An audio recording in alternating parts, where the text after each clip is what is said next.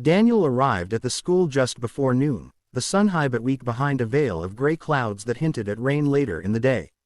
His old pickup rattled as he parked near the maintenance entrance, the same truck that had carried him through years of patchwork jobs and sleepless nights. He turned the engine off and sat there for a moment longer than necessary, rubbing his face with both hands. The day had already been long. His son, Noah, had asked him that morning why other dads came home earlier, why they didn't look so tired all the time. Daniel had smiled, kissed his forehead, and promised to bring home extra fries tonight. Promises were easier than explanations. He grabbed his toolbox and headed inside. The school smelled like floor cleaner and old books, a scent that reminded him of his own childhood, days when life felt simpler, before responsibility settled heavy on his shoulders. He was there on a temporary contract to fix sound equipment before the upcoming assembly. The principal had mentioned something about a talent program meant to boost morale.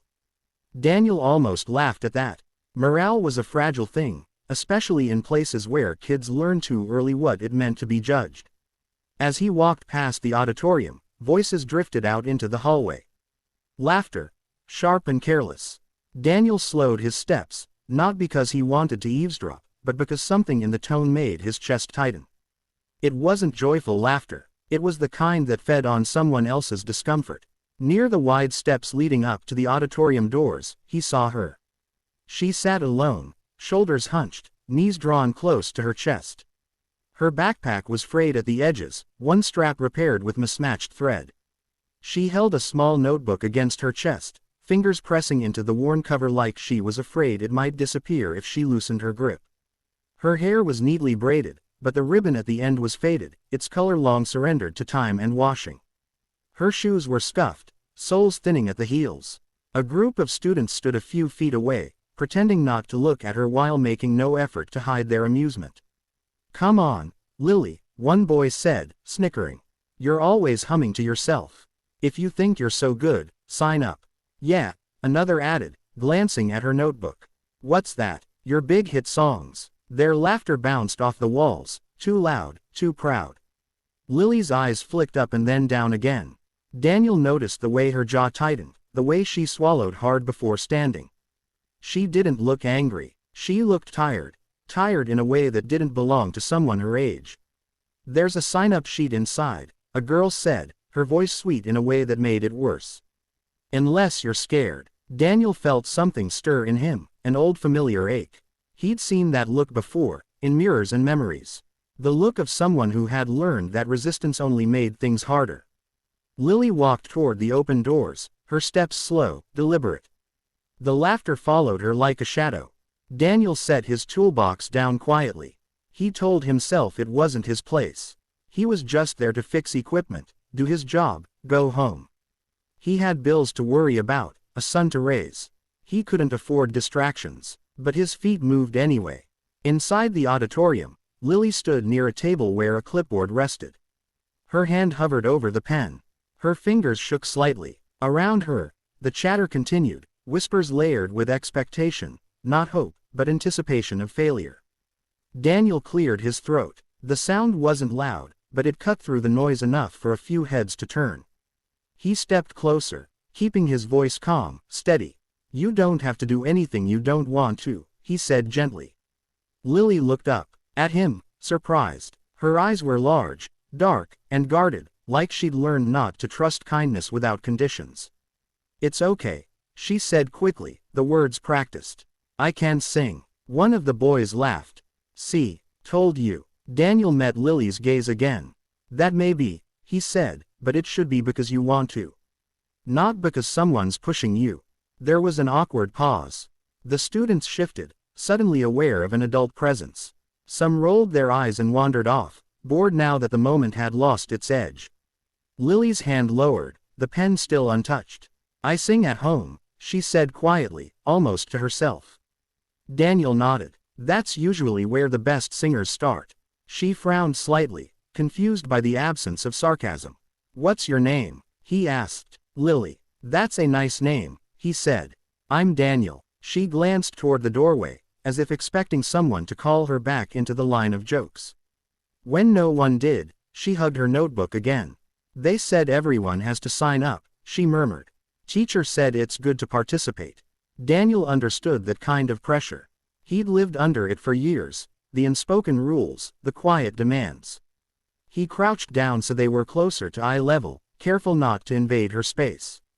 Participation doesn't mean being pushed onto a stage before you're ready, he said. Sometimes it just means being brave in small ways. Lily considered this, her brow furrowing. They'll laugh, she said. It wasn't a question. Daniel sighed softly. Some people laugh when they don't understand something, he said.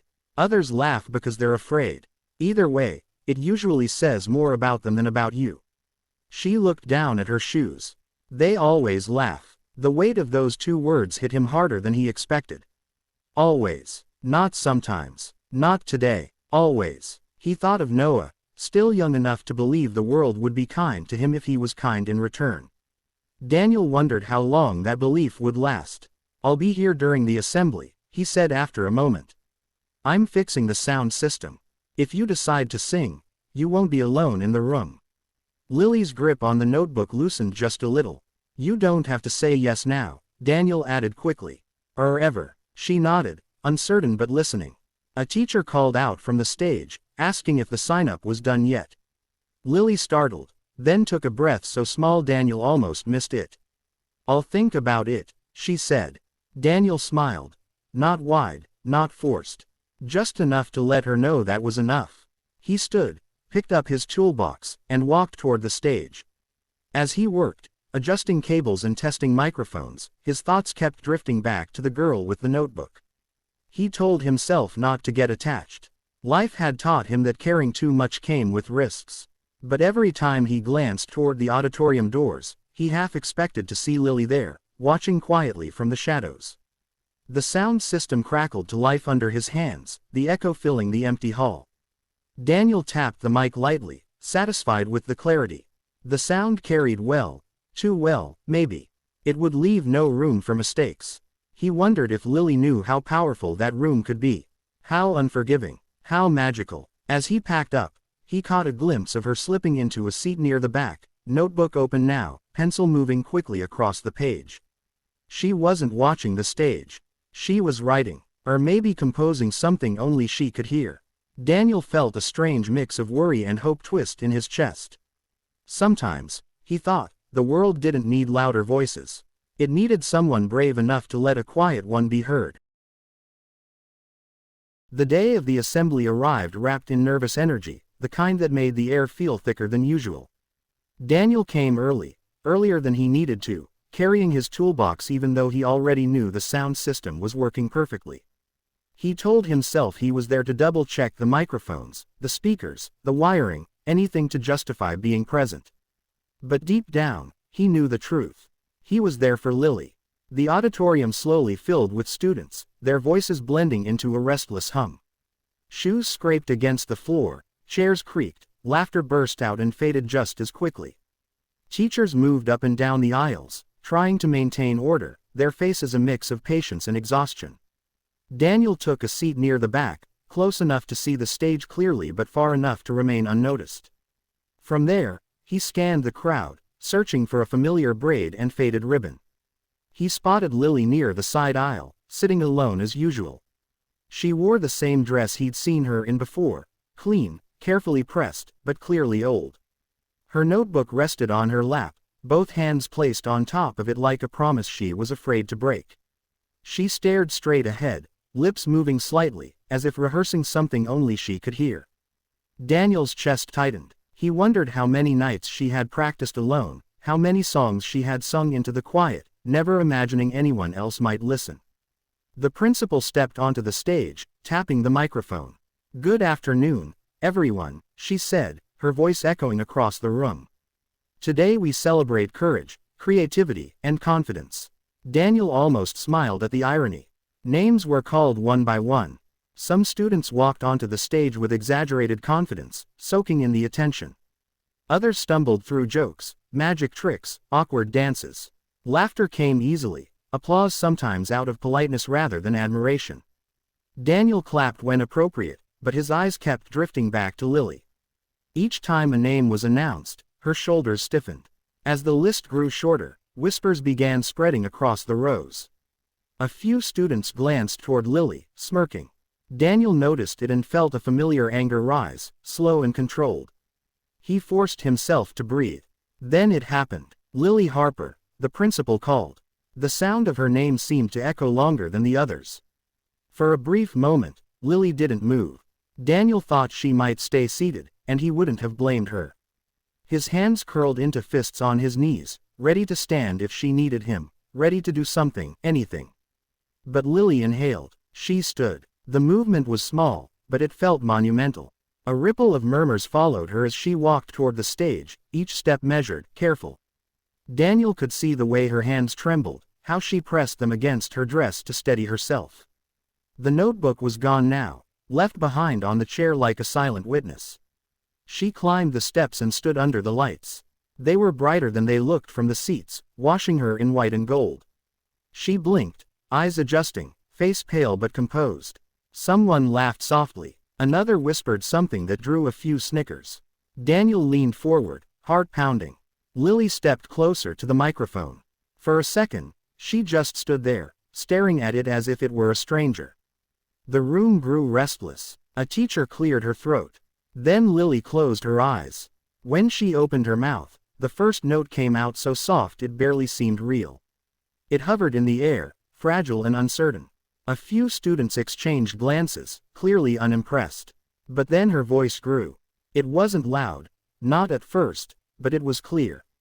Pure. It carried a depth that made people sit up without realizing why. The melody unfolded slowly, each note deliberate, each word wrapped in emotion that felt too big for someone so young. The room changed. The laughter died mid-breath.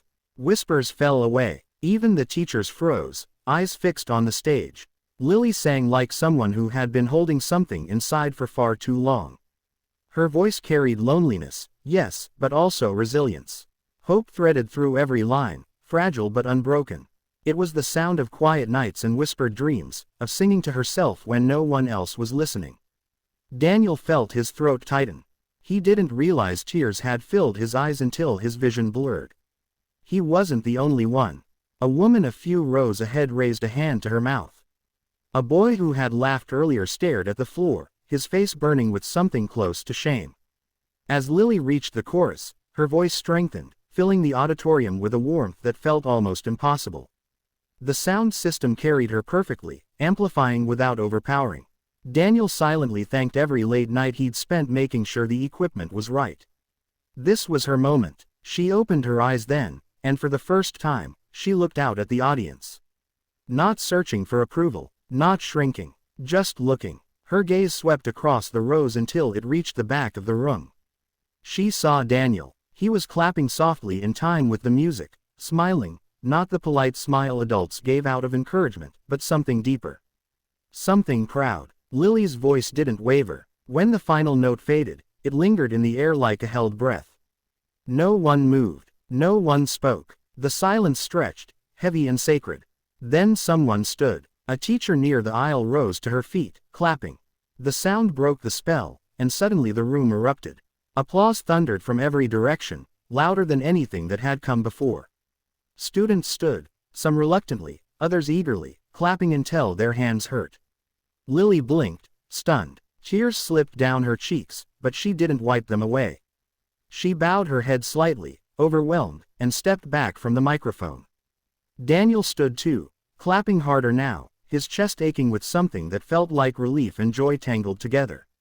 When Lily left the stage, she didn't rush. She walked with a steadiness that hadn't been there before, shoulders straighter, head higher. As she passed her seat, she picked up her notebook, holding it loosely this time.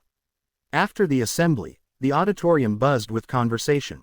People talked over each other, voices filled with excitement and disbelief. Teachers congratulated Lily. Students approached her with awkward apologies and newfound admiration. Daniel waited near the exit, not wanting to overwhelm her. She found him anyway. "Mr. Daniel," she said softly. He turned, smiling. "You were incredible." Her eyes shone. They listened. He nodded. "They couldn't help it." She hesitated, then said, "I almost didn't do it." "I know. But you were there," she added. You said I wouldn't be alone. Daniel swallowed. And you weren't. Lily hugged her notebook to her chest, then surprised him by stepping forward and wrapping her arms around his waist. The hug was brief but full, the kind that carried gratitude without needing words. Thank you, she whispered. Daniel rested a hand lightly on her shoulder. Keep singing, he said. No matter where you are. She smiled. A real smile this time. As Lily walked away, surrounded by people who finally saw her, Daniel felt something shift inside him. He thought of Noah, of the world he was growing up in, and of moments like this that proved kindness mattered. Sometimes, he realized, changing a life didn't require grand gestures. Sometimes, it only took believing in a voice before the rest of the world was ready to listen.